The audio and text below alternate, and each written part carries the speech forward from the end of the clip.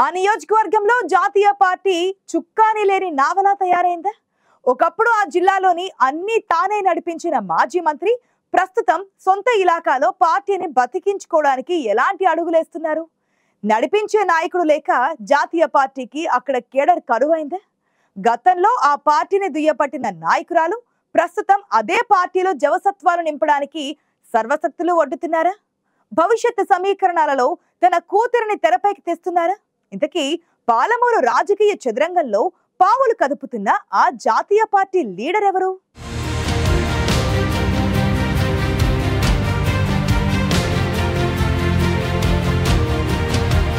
మరి పాలమూరు జిల్లాలో ఓ పట్టాన ఎవ్వరికీ అంతుపట్టకుండా ఉంటుంది గద్వాల రాజకీయం. రాష్ట్రంలో ఓ పార్టీ అధికారంలో ఉంటే గద్వాల జిల్లాలో మాత్రం ఇతర పార్టీల నేతలు ప్రజాప్రతినిధులుగా ఎన్నికవుతూ ఉంటారు. ప్రజలు కూడా ఎప్పుడు ఏ పార్టీకి పట్టం కడతారో తలపండిన సీనియర్లకి అర్థం కాని ప్రశ్నగా మిగులుతూ వస్తోంది గద్వాల నియోజకవర్గంలో. గద్వాలలో ఒకప్పుడు కాంగ్రెస్ పార్టీకి తిరుగుండేది కాదు. పార్టీని అక్కడ అంతగా బలోపేతం చేసింది డీకే అరుణ కుటుంబం. చాలా ఏళ్లు డీకే కుటుంబ నేతలు ఎమ్మెల్యేలుగా, మంత్రులుగా గద్వాల నియోజకవర్గాన్ని ఏలుతూ వచ్చారు.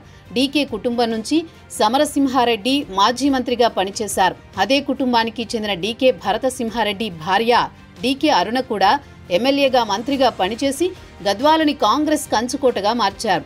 రాష్ట్ర రాజకీయాల్లో గద్వాల జేజమ్మగా ఓ వెలుగు వెలిగారు డీకే అరుణ.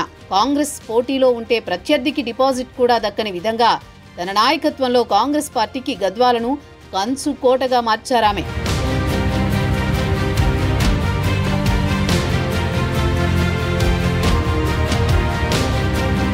గద్వాల నియోజకవర్గంలో సరైన నాయకత్వం లేక ఒకప్పుడు మరో జాతీయ పార్టీ బీజేపీ క్యాడర్ తీవ్ర అసంతృప్తితో ఉండేది. డీకే అరుణ ఇతర పార్టీలను ఎదగనీయకుండా, క్యాడర్ సైతం లేకుండా రాజకీయ చదరంగంలో తన మార్కు చూపించేవారు. డీకే అరుణ కాంగ్రెస్లో ఉన్నన్నాళ్లు గద్వాల నియోజకవర్గంలో సరైన నాయకత్వం లేక బీజేపీ చతికిలబడింది. 3 రంగుల జెండా పట్టినన్నాళ్లు అటు బీఆర్ఎస్ ఇటు బీజేపీని పాతాళంలోకి తొక్కిపడేశారట డీకే అరుణ. 2014 ఎన్నికల్లో బీఆర్ఎస్ పార్టీ రాష్ట్ర వ్యాప్తంగా మెజారిటీ సీట్లు గెలిచి అధికారంలోకి వచ్చింది. కానీ గులాబీ పార్టీ హవా నడిచిన సమయంలోనూ గద్వాల నుంచి కాంగ్రెస్ ఎమ్మెల్యేగా గెలిచారు డీకే అరుణ. 2019 ఎన్నికల్లో బీఆర్ఎస్ నుంచి బండ్ల కృష్ణమోహన్ రెడ్డి ఎమ్మెల్యేగా గెలిచి గద్వాలలో తొలిసారి డీకే అరుణకు షాక్ ఇచ్చారట. దీంతో నియోజకవర్గంలో అప్పటిదాకా తిరుగులేదనుకున్న కాంగ్రెస్ పార్టీ చతికిలబడింది.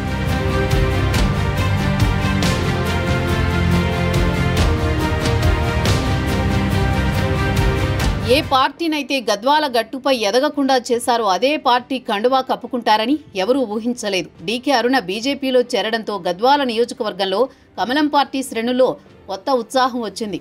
కానీ బీజేపీలోని మరో వర్గం మాత్రం డీకే అరుణని స్వాగతించలేకపోయింది.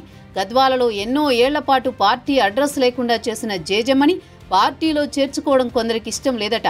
కానీ జాతీయ నాయకులు సర్ది చెప్పడంతో గద్వాల నేతలు డీకే అరుణ రాకని స్వాగతించారట.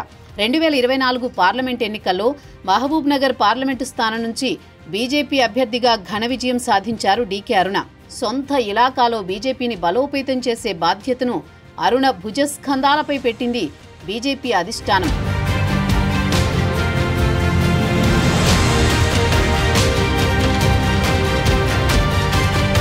కాంగ్రెస్లో ఉండగా తాను తొక్కేసిన పార్టీని బలోపేతం చేసే పనిలో పడ్డారు డీకే అరుణ. గద్వాలలో పార్టీ జెండాను రెపరెపలాడించేందుకు కసరత్తు మొదలుపెట్టారు. గతంలో తన అనుంగు శిష్యుడిగా ఉన్న రామాంజనేయులను బీజేపీ అధ్యక్షుడిగా ఎంపిక చేశారు. గతంలో గద్వాల వార్డు కౌన్సిలర్గా, ఆయన భార్య మున్సిపల్ వైస్ చైర్పర్సన్గా పనిచేసిన అనుభవంతో పాటు బలమైన బోయ కమ్యూనిటీకి చెందిన నాయకుడిగా రామాంజనేయులకు గుర్తింపు ఉంది. భవిష్యత్తులో బోయ సామాజిక వర్గం కలిసొస్తోందనే వ్యూహంతోనే రామాంజనేయులను జిల్లా బీజేపీ అధ్యక్షుడిగా ఎంపిక చేసి పార్టీ బలోపేతానికి వ్యూహాత్మకంగా అడుగులేస్తున్నారట మహబూబ్ నగర్ బీజేపీ ఎంపీ. జోగులాంబ గద్వాల జిల్లా అధ్యక్షుడిగా రామాంజనేయులు నియమిస్తూనే కూతురు స్నిగ్ధారెడ్డిని పార్టీ ప్రధాన కార్యదర్శిగా నియమిస్తూ రాజకీయ సమీకరణాలలో చక్రం తిప్పారట డీకే అరుణ.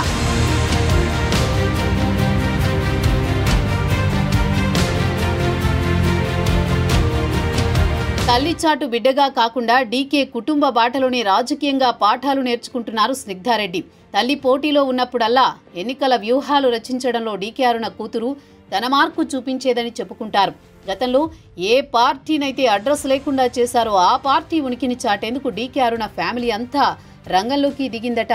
గద్వాల నియోజకవర్గంలో స్నిగ్ధారెడ్డికి బీజేపీలో కీలక హోదానిచ్చి కూతురికి రాజకీయంగా లైన్ క్లియర్ చేసే పనిలో ఉన్నారు బీజేపీ ఎంపీ.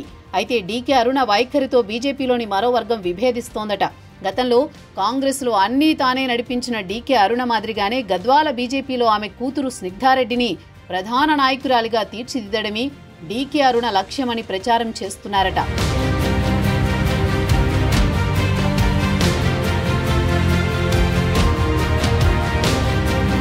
మహబూబ్ నగర్ ఎంపీగా ఎన్నికైన డీకే అరుణకు ప్రాధాన్యమిస్తోంది బీజేపీ కేంద్ర నాయకత్వం. దీంతో డీకే అరుణ ఉమ్మడి పాలమూరు జిల్లాలో తనదైన మార్కును చూపించేందుకు రాజకీయ సమీకరణాలు మొదలుపెట్టారట. గద్వాలలో బీజేపీని బలోపేతం చేసే బాధ్యతని భుజాన వేసుకున్నారు. అదే సమయంలో కూతురి రాజకీయ భవిష్యత్తుకి గద్వాలని వేదికగా మార్చాలనే ఆలోచన చేస్తున్నారు. ఇప్పటికే ఉమ్మడి పాలమూరు జిల్లా వ్యాప్తంగా కొత్త అధ్యక్షుల నియామకంతో పాటు ఎక్కడైనా వర్గపోరుంటే అక్కడి నేతల మధ్య సమన్వయంపై ప్రత్యేక దృష్టి సారించారు. పార్టీ నేతల్లో ఆత్మవిశ్వాసం, కాషాయ దళాన్ని బలోపేతం చేయడంపై దృష్టి సారించారట డీకే అరుణ.